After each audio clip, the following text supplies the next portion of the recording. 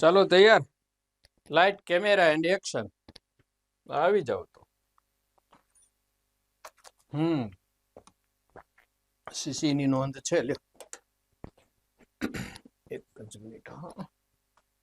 હા, હવે done. Okay, done.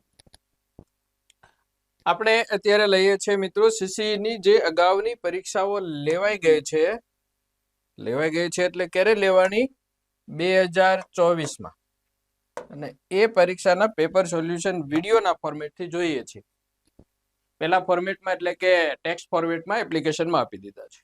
Hello dear friends, once again welcome to angel English academy. Kishan Rathod આપનું angel English એકેડેમીમાં ફરી હાર્દિક સ્વાગત કરું છું.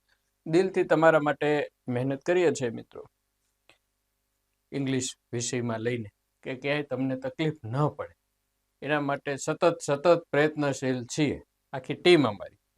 બરાબર. હવે તમારે ક્યાંય ઇસ્યુ હોય, પ્રોબ્લેમ હોય તો આવો અમારી પાસે. એવું જરૂરી નથી કે તમે એપ્લિકેશન લીધી હશે, પ્રીમિયમ યુઝર હશો તો જ અમે તમને સર્વિસ આપશું. Doesn't matter. એપ નહીં લીધેલી હોય તો પણ અમારી સર્વિસ તમારા માટે ખુલ્લી છે. બાકી તો અમે યુટ્યુબમાં પણ ખૂબ ઘણું બધું આપીએ છીએ. હવે આ પેપર છે 1 તારીખનું, એટલે કે આ ચોથું પેપર છે. શિફ્ટ 4, 6 થી 7. દરરોજની 3 શિફ્ટ હતી અને એવા 71 પેપર્સ છે.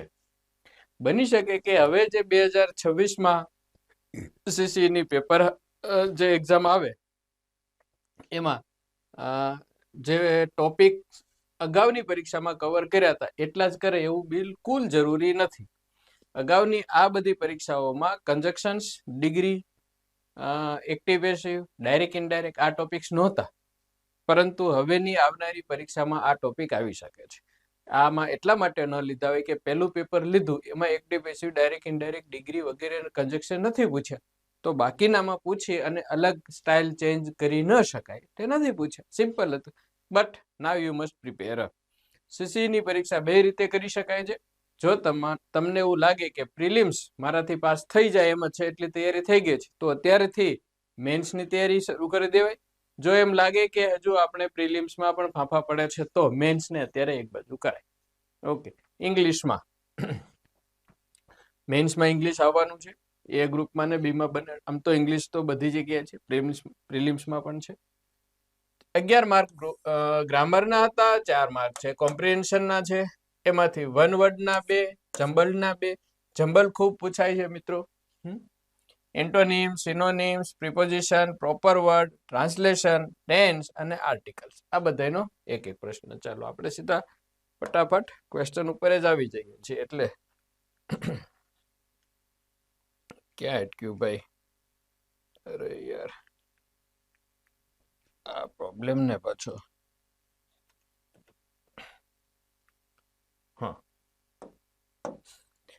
The book is placed ખાલી જગ્યા the shelf. સાવ સિમ્પલ છે. જ્યારે કોઈ વસ્તુની સપાટીને અડીને વસ્તુ આવવાની છે ત્યારે હંમેશા ઓન વપરાય. સપાટીને અડીને, બરાબર. એટલે શેલ્ફ એટલે અભેરાય. તો અભેરાય ઉપર તમે જ્યારે કોઈ વસ્તુ મૂકો છો તો સ્વાભાવિક છે કે નહીં, નીચેના ભાગને અડીને રહેવાની છે, તો ઉપરનો ભાગ બતાવવા માટે ઓન. એકદમ ક્લિયર, કોઈ ભૂલ નથી એમાં, અને તમારે પણ ભૂલ પડવાની નથી. ચાલો, જમ્બલ્ડ છે. જ્યારે જમ્બલ્ડ પૂછાય ત્યારે, પરીક્ષામાં પૂછાય ત્યારે સૂચના વાંચવા ન જવી, સીધા જમ્બલ્ડ ઉપર આવવાનું અને ઓપ્શન ઉપર આવવાનું. વાંચવાનું શરૂ કરો. Government and industries recognizing the urgency of addressing climate change are investing in these innovations. હવે અહીંયા ધીઝ શબ્દને પકડો. ધીઝ શબ્દ છે એ આ શોધો માટે, નવીનીકરણો માટે. તો આ એટલે કયા નવીનીકરણો?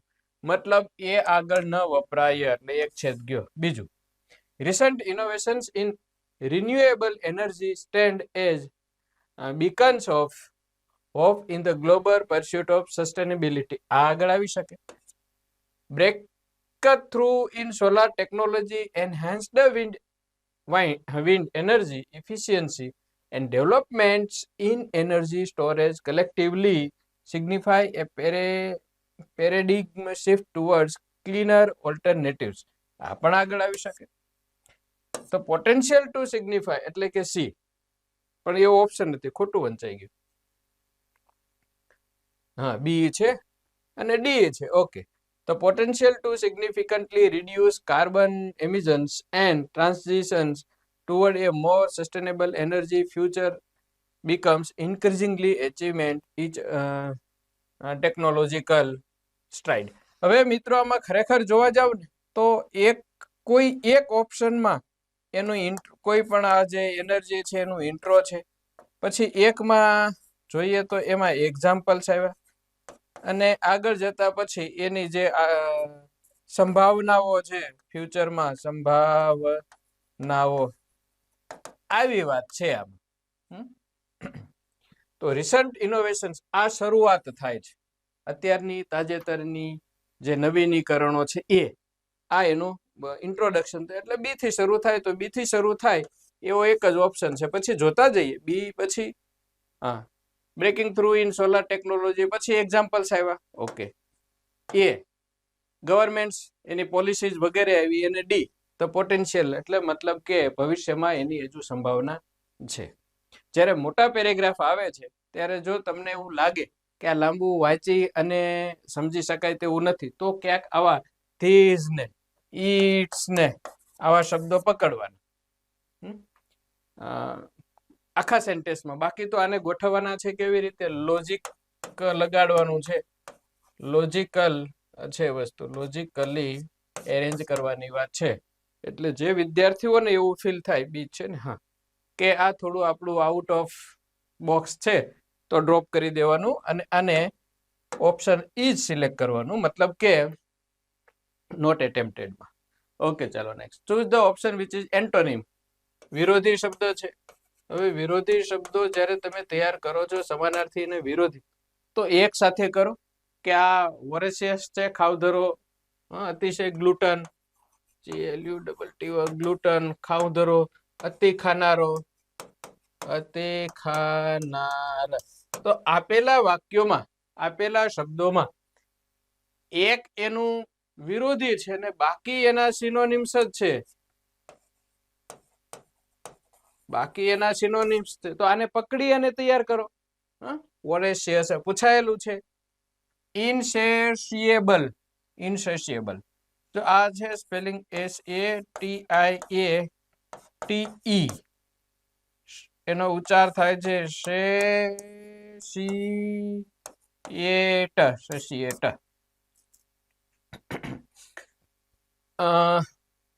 એટલે એવી વ્યક્તિ કે જેની ક્યારેય ઈચ્છા તૃપ્ત જ ન થાય, તૃપ્ત જ ન થાય. એટલે સેશિયેટ મતલબ ધરાઈ જવું, ધરાઈ જવું. અને આગળ ઇન લગાડીને વિરોધી બન્યું છે કે ભૂખ્યા રહેવું અથવા તો કાયમ માટે ભૂખ્યા પરિસ્થિતિ હોવું.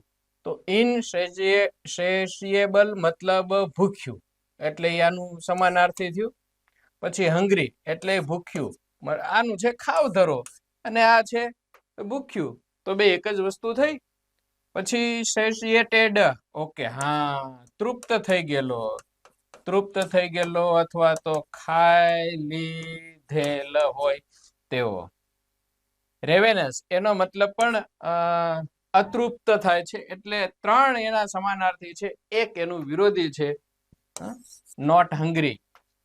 ફેડઅપ પણ વપરાય, ફેડ, ફીડનું, ફીડ એટલે ખાવું, ફીડ કરવું, અને એનું ફેડ. ક્લિયર? તૈયાર કરો મિત્રો. હા, ઓકે. ફરી પાછી જો 4 વિકલ્પો વાળી રચના આવી, શું કરશું? શેર કરવાનું કાંઈ નહીં, મજા કરવાની. ઓકે, એ પણ સાચી વાત છે, મજા કરવાની. Group A, option A, this seems, આવું જણાય છે. તો ધીસ, આ જણાય છે એવું વાક્યની શરૂઆતમાં કોઈ દિવસ વપરાય નહીં. આગળ કંઈક આવી ગયું હોય અને પછી એમ કહી શકાય કે હવે એવું લાગે છે કે. એક મિનિટ ઓ ભાઈ, હા ભૂલાઈ જ જાય છે. હા, સ્ટુડન્ટ્સને બધાને કહેવા માટે કે આને સોલ્વ કરો. એકાદી સેલ્ફી હું લઈ લઉં. અપલોડ કરવા માટે આપવા માટે સોરી ફોર ડિસ્ટર્બન્સ. આમાં આવું કંઈક હોય ને. હા, આને સોલ્વ કરો ભાઈ. એક મિનિટ. ઓપો ભાઈ, સોલ્વ ધીસ. અને આ કોર્સ લઈ લ્યો. This one I am talking about this one. હાલો ચાલુ. એટલે એ આગળ નહીં આવે, એ વાળું ગયું. વધ્યા બી ડી સી, કોઈ પણ હોઈ શકે. As industries increasingly recognize its potential એટલે કોનું? કોઈકનું પોટેન્શિયલ. તો બી પણ આગળ નહીં આવે. બિયોન્ડ ઇટ્સ રૂટ્સ, કોના રૂટ્સ? એ પણ નહીં આવે, તો ડી આવી ગયું. Blockchain technology once synonymous with cryptocurrencies now extends its transformative influences across diverse industries. આખી બ્લોકચેન આખી વસ્તુ છે ક્રિપ્ટોકરન્સીની, એની આપણે ડિટેલ અત્યારે કોઈ ડિસ્કસ નથી કરતા. મને બી એનું ડિટેલ કોઈ નોલેજ નથી, પરંતુ એક બ્લોકચેન એ વસ્તુ આખી આવે છે. નેટ ઉપર સર્ચ કરશો તો મળશે. તો ડી થી શરૂ થાય એવો એક જ વિકલ્પ છે, DCBA. આ ફાયદો છે મિત્રો. ઘણી વખત આમાં આવું જો કંઈક આપ્યું હોય કે 3 4 વિકલ્પો ડી થી શરૂ થતા હોય તો કન્ફ્યુઝ કરે, પરંતુ એક જ છે, મળી શકે. સિમ્પલ વસ્તુ છે. ચાલો next. A state of extreme poverty, અતિશય ગરીબાય, અતિશય નિર્ધનપણું, એને કહેવાય ડેસ્ટિટ્યુટ. હા, આ રહ્યું છે જો કે ડેસ્ટિટ્યુટ એટલે અતિશય નિર્ધન. તો એના માટેનો એક શબ્દ કયો કહેવાય? આપેલા 4 વિકલ્પોમાં પેન્યુઅરી એટલે ડેસ્ટિટ્યુટ, પુઅર, અતિશય પુઅર, જેમની પાસે કઈ ખાવા પીવા વગેરેના સાંસા પડે એવા વ્યક્તિ. બાકીના ઓપ્યુલન્સ, એફ્યુલન્સ અને પ્રોસ્પેરિટી તો ઘણી વખત આવી ગયું છે. આ બધાનો મતલબ થાય છે એક જ સરખો, સમૃદ્ધિ, અતિ ધનવાનપણું,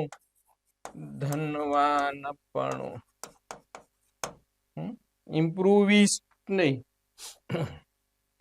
ક્લિયર? તો બસ તૈયાર કરો. હવે આમાં હું સૂચના આપવાની. હા, in the marathon requires months of training, fill in the blank with most appropriate option. આ મજાનો છે મિત્રો. આ તમારા માટે એક ટેસ્ટ પણ છે કે આમાં શું આવી શકે. અરે ભાઈ આવી જાય ને, બસ બેટરી વહી ગઈ. હા, ના બેટરી તો છે.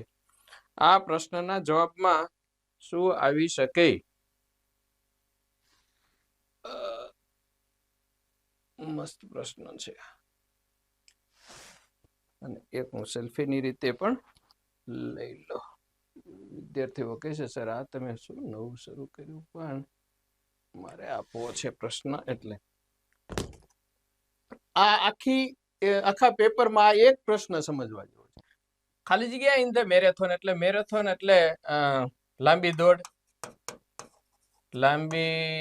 દોડ. રિક્વાયર્સ મંથ્સ ઓફ ટ્રેનિંગ, એમાં મહિનાઓની પ્રેક્ટિસની જરૂર પડે છે. હવે કયું? કોને? પાર્ટિસિપેન્ટ, ભાગ લેનારા.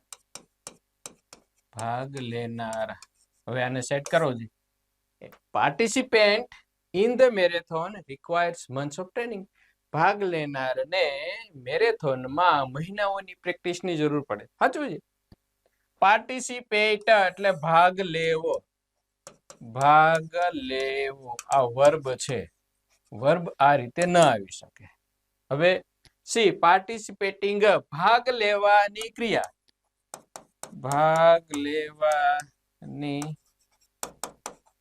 અથવા તો ભાગ લેવો તે. તો participating in the marathon requires months of training. તો મેરેથોનમાં ભાગ લેવા માટે મહિનાઓની ટ્રેનિંગની જરૂર પડે છે. આ સાચું. પાર્ટિસિપેશન, ભાગ લેવાની ક્રિયા, ભાગ લેવાની ઘટના અથવા તો ભાગ. મતલબ મેરેથોનમાં ભાગ એટલે મહિનાઓની ટ્રેનિંગની જરૂર પડે છે. તો આ પણ આવે. હવે આ ક્વેશ્ચન નું શું થયું છે? એ રદ થયો છે, માર્ક્સ આપી દીધા છે, આઈ ડોન્ટ નો. પરંતુ અહીંયા એ, સી અને ડી ત્રણેય સંભાવનાઓ છે જવાબ આવી શકે એ માટે. હવે ટેકનિકમાં જઈએ થોડું ક્વેશ્ચન ગ્રામેટિકલી તો ત્રણેય ટેકનિકમાં એવું કહી શકાય કે આર્ટિકલ એ નથી એટલે આપણે આમાં પાર્ટિસિપેન્ટ ભાગ લેનાર વ્યક્તિ કદાચ ન લખીએ તો ચાલે, પરંતુ સી અને ડી એક વર્બલ નાઉન છે, વર્બલ નાઉન, અને એક છે એ એમનું ટીઆઈઓએન લગાડીને એ નાઉન જ છે, તો એબ્સ્ટ્રેક્ટ નાઉન છે એનું પેલું વર્બલ નાઉન છે, બંને આવી શકે. ઓકે, તો C or D are the correct answer. આમાં કઈ લખ્યા છે? ના, નથી લખ્યા આન્સર. ચાલો next. Choose the option which is synonym of the given word. આ મિત્રો પૂછાયેલો છે, સિનોનિમ છે, સમાનાર્થી છે. પોન્ડર એટલે થિંક, થિંક વિચારવું, વિચારવું. અતિશય ગહન વિચાર કરવો, કન્ટેમ્પલેટ કરવું. અચ્છા, આપી દીધું છે, બરાબર. કન્ટેમ્પલેટ કરવું, અતિશય વિચારવું. ડિસ્કાર્ડ એટલે થ્રો અવે, થ્રો અવે ફેંકી દેવું, બહાર કાઢવું વગેરે, દૂર કરી દેવું. નિગ્લેક્ટ એટલે ખબર છે, એવોઇડ આવી ગયું છે ઘણી વખત. અને રેલિશ એટલે મજા, આનંદ, એન્જોયમેન્ટ, કોઈ વસ્તુનો અથવા તો સ્વાદ લેવો, મજા લેવી વગેરે. ચલો ક્લિયર? 7 સુધી. 8. fill in the blank with the simple past tense. જો આમાં આવી કોઈ સૂચના ન હોય તો had played, has played, has been playing અને played ચારે ચાર વિકલ્પો સાચા છે કાળની દ્રષ્ટિએ, જો કોઈ સૂચના ન હોય તો. અહીં તમને એકદમ સ્પષ્ટપણે કહી દીધું છે કે સિમ્પલ પાસ્ટ ટેન્સ, સાદો ભૂતકાળ એટલે ડી. એક જ જવાબ આવશે. આ પૂર્ણ ભૂતકાળ છે, આ હેઝ પ્લેડ પૂર્ણ વર્તમાન કાળ છે, હેઝ બીન પ્લેઇંગ ચાલુ છે, ચાલુ પૂર્ણ વર્તમાન કાળ. So D is the correct answer. Next. The can is placed on ખાલી જગ્યા top shelf right next to the olive oil. કેટલી બધી ચોખવટ કરી છે, શેલ્ફની બરાબર સાવ ઉપર ઓલિવ ઓઇલની બાજુમાં જમણી સાઈડ, એટલે કે જે જગ્યાની વાત કરી રહ્યા છીએ એ જગ્યા એકદમ સ્પેસિફિક, કોઈ ચોક્કસ સ્થાન છે, ચોક્કસ સ્થાનની વાત છે, તો સ્વાભાવિક છે કે એમાં હંમેશા આર્ટિકલ ધ વપરાય. ચાલો next. 10. A person who knows a lot about fine arts or food, drink, etc. and can judge quality and skill. એવો વ્યક્તિ કે જેને ભોજનમાં ખાવાનો શોખીન નહીં, એમાં એને બધી કલા છે, એમની પાસે ઓળખવાની શું છે, કલા છે, એવા વ્યક્તિને શું કહેવાય? ગ્લુટોન ખાવું ધરો, ખાવું ધરો. એપિક્યોર જ્ઞાન એટલે જાણનાર, જાણકાર. કોનો આના સ્પેલિંગમાં મેં એવું કીધું છે, CONNO is SEUR. આવું યાદ કરીને યાદ રાખી શકો. કોનો CONNO is R એમાં છે ને, CONNO. હા હા.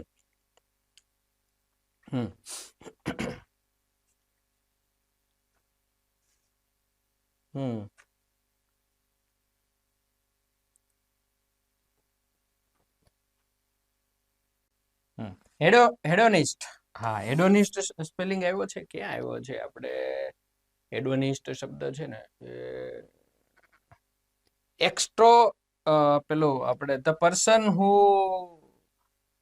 થિંક્સ અથવા believes not to save the money, પૈસા બચાવવા એમાં ન માનનાર વ્યક્તિ. ઉડાડ છે, પૈસા છે એ ઉડાડી દેતો હોય એવો, ટૂંકમાં ભોગવાદી, જલસા કરનાર, જલસા કરનાર વ્યક્તિ.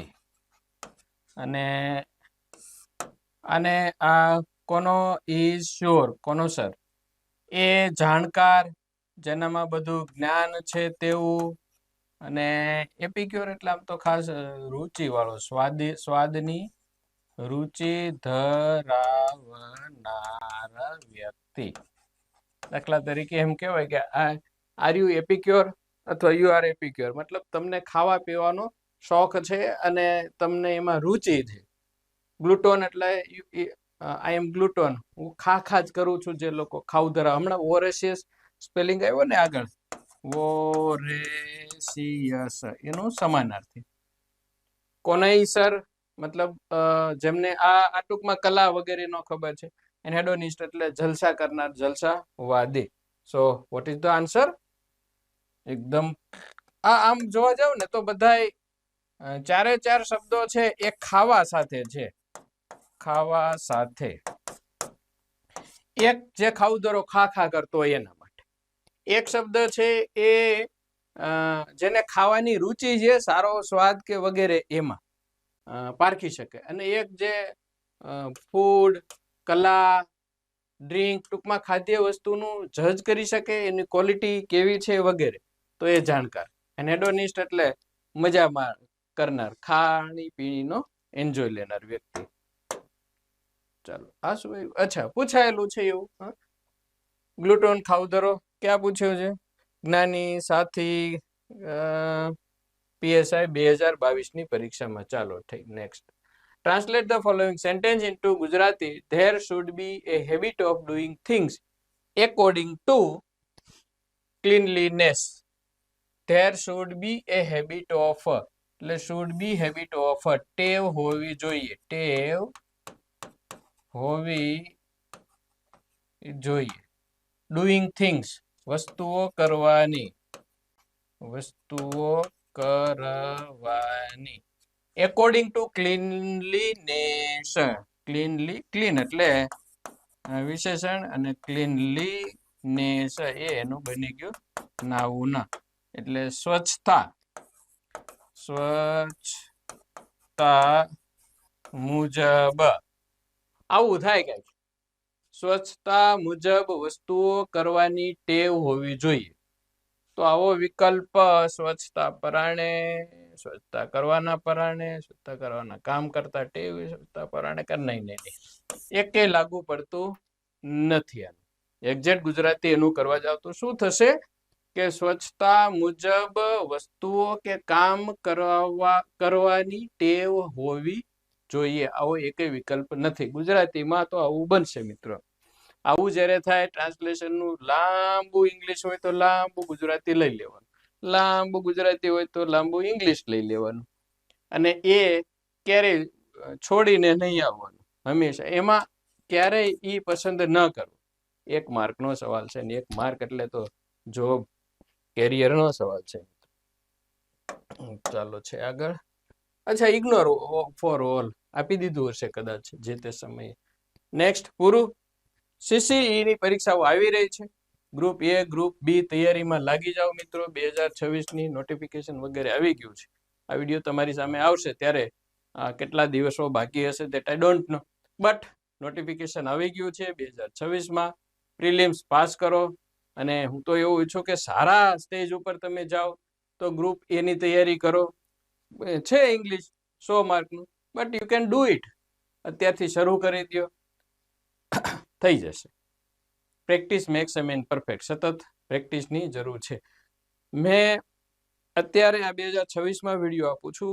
ઓછામાં ઓછું 1 થી 2 વર્ષ પહેલા, 1 વર્ષ પહેલા મેન્સ માટે ઘણી બધી ચર્ચાઓ એપ્લિકેશનમાં કરેલી છે, યુટ્યુબમાં પણ કરેલી છે. એના એસે રાઇટિંગના સેમ્પલ વિડીયો કેવી રીતના લખવા, લેટર રાઇટિંગ, પ્રેસિસ રાઇટિંગ, વિઝ્યુઅલ જે છે એમના માટેનું રાઇટિંગ, ટ્રાન્સલેશન, એ બધાના સેમ્પલ્સ વિડીયો 6, 7, 8 વિડીયો બનાવી અને આપેલા છે. એ રીતે તૈયારી કરો. અને એ પહેલા, એ કંઈ પણ કરતા પહેલા એક આખી ટેન્સીસ અને વર્બ્સની સિરીઝ ચલાવી છે. એમાં એવું કીધું છે કે તમે આ વિડીયો જોશો એ મુજબ તમે 80 થી 90 વાક્યો બનાવી શકશો. હવે જે મિત્રોને જેની ટેકનિક એક વસ્તુની નથી ખબર કે મારે લખવાનું ક્યાંથી શરૂ કરવું અને તકલીફ પડે છે સાહેબ, તો ડિસ્ક્રિપ્ટિવ ટફ પડે, એ આ સિરીઝ જોઈ અને પેલા રોજ એક વિડીયો જોવાનો ને એ મુજબ 80-90 વાક્યો બનાવવાના. તમે બનાવી શકશો એ ગેરંટીથી વાત છે. એટલું જો તમે કરી લીધું એટલે મતલબ કે તમે ઇંગ્લિશ ગ્રામરના કોઈ પણ ટોપિક ઉપર હવે લખી શકો. એ પ્રેક્ટિકલ વે સમજાવ્યું છે. Now doing work is your duty. Okay, thanks, have a good day. જય હિન્દ, જય ભારત. સબસ્ક્રાઇબ કરતા રહેશો.